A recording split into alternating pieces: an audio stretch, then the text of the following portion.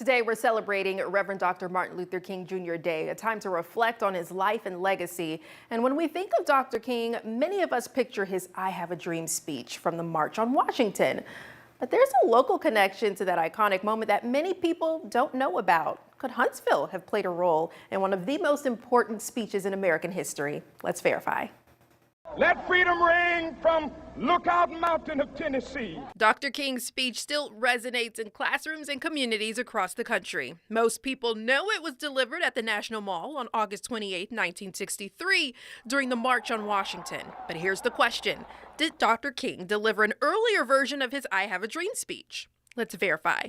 Our sources are Oakwood University graduate D. Tim McDonald, Miami New Times, and the historic Hampton house in Miami. Here's what we found. Dr. King presented a speech at Oakwood University just 1 year before his speech for March on Washington. This speech at Oakwood was delivered on March 19, 1962, a little over 60 years ago.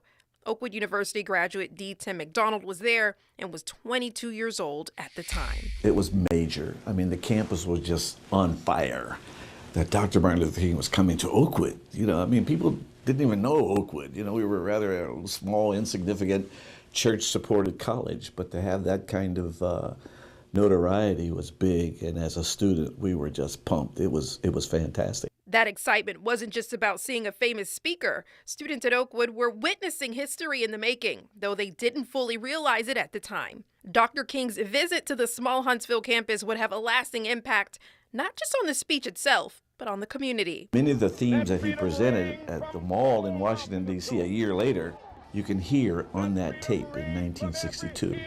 So you might say that we were his proving ground. I think the vestiges of segregation vanished very quickly in Huntsville, much of it as a result of Dr. King's speech. And according to the Miami New Times, in 1960, Dr. King also delivered an earlier version of his I Have a Dream speech at the historic Hampton house. It was a segregated hotel in Miami where African-American civil rights leaders and celebrities would stay.